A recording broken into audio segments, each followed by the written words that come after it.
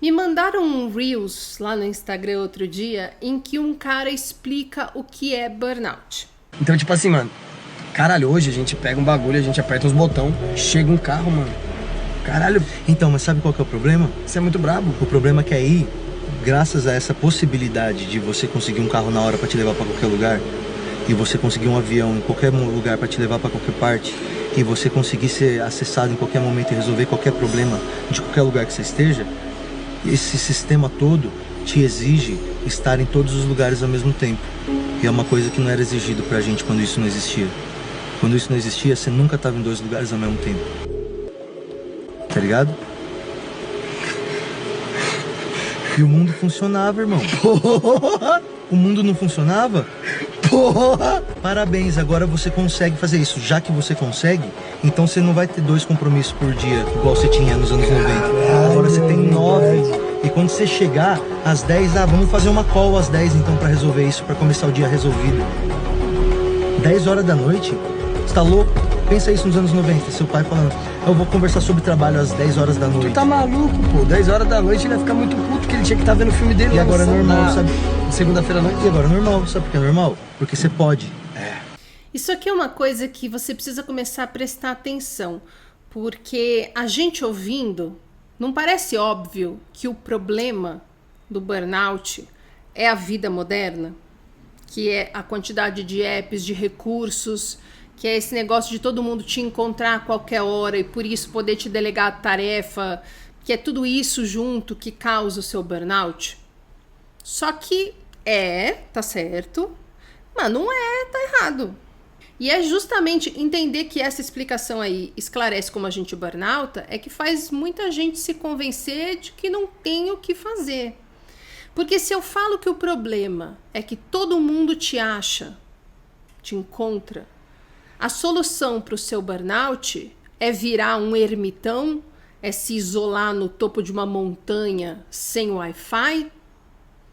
Se eu te falo que o problema é a dinâmica da vida moderna, a solução para o seu burnout é criar uma comunidade que viva de acordo com o mundo na década de 50?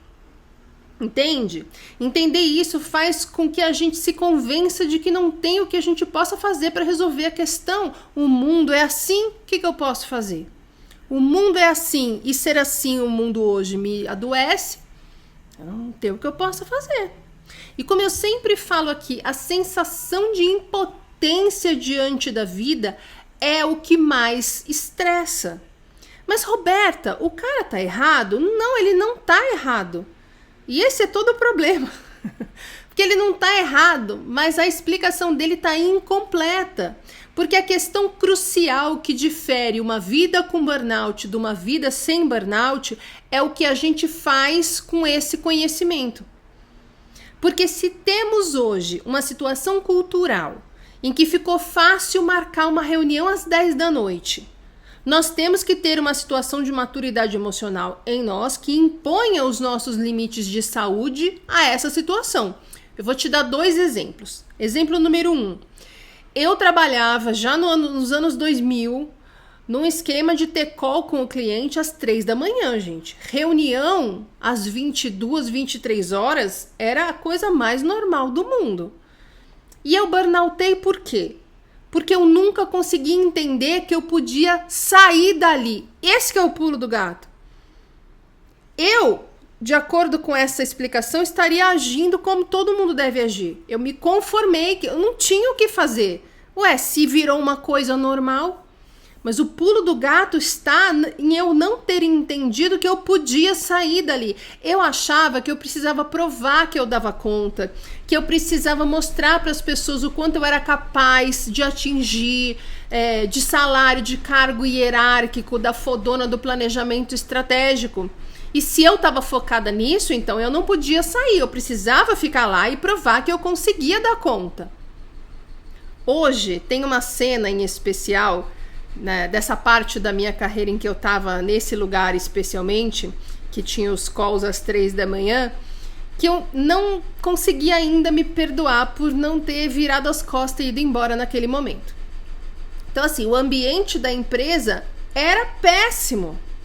o mercado em que eu trabalhava é ainda muito abusivo. Mas se eu tivesse maturidade emocional, eu teria saído dessa área antes de chegar no nível de burnout que eu cheguei.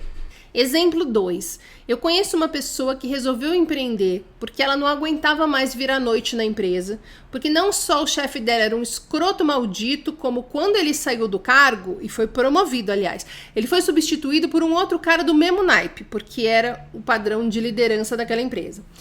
E aí ela montou um negocinho digital e sabe o que aconteceu? Ela colapsou. Por quê?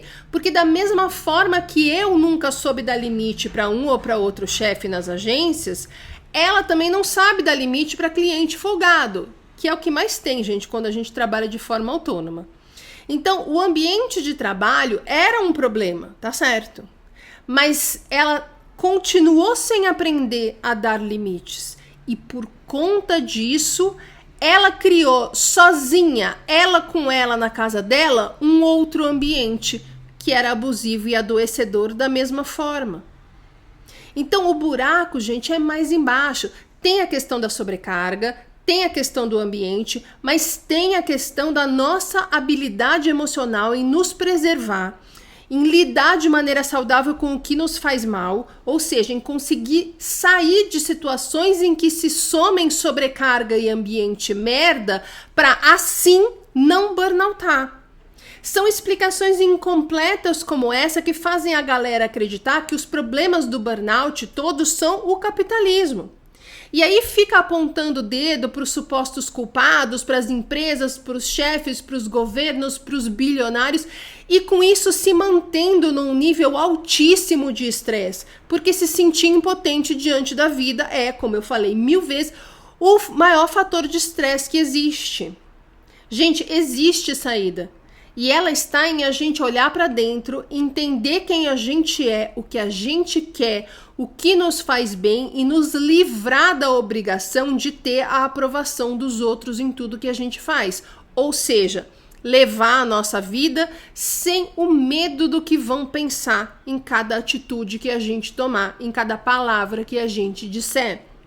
Então, sim, temos um problema cultural e o advento de milhões de apps e gadgets só tornou a coisa pior. Mas não é só isso. Tem também a nossa parte pela qual, como eu também sempre falo, a gente precisa se responsabilizar, sem se culpar. Eu tô falando aqui de maturidade emocional. Hoje em dia a gente tem pessoas que estão muito fortemente focadas em se eximir da responsabilidade sobre o que acontece na própria vida. É por isso que a nossa sociedade está tão infantilizada. As pessoas, ao invés de tomar providências para se responsabilizar e assim conseguir se movimentar para sair de uma situação que está fazendo mal a ela, que está adoecendo, que está deixando infeliz, a pessoa fica parada no mesmo lugar, reclamando, postando sobre todo mundo que é culpado pela situação, pelo ponto de vista dela, apontando o dedo pro governo, pra família, pro fulano, pro beltrano, pro chefe, pro não sei o quê. Só que isso não resolve a vida. A pessoa fica mais ressentida, com mais raiva, mais doente, mais ansiosa, mais estressada. Isso leva a quê, gente? Não leva a nada. Criança e vítima sempre depende que as outras pessoas resolvam as coisas por elas. Chegou a hora de você assumir o adulto que você é e, através de um movimento de maturidade, conseguir entender que, apesar de você ter sido vítima, é só você que pode se responsabilizar por sair desse lugar e mais ninguém vai te tirar daí. Eu vou deixar aqui no final a aula em que eu falo sobre tratamento correto para burnout. Lembrando que essa aula foi totalmente reescrita para o livro, para o Pequeno Manual do Burnout. E também a aula em que eu falo sobre a cultura do burnout, que é para você entender que a culpa não é sua, mas também não é de ninguém. E que a responsabilidade de se curar é só sua e de mais ninguém. Até o próximo!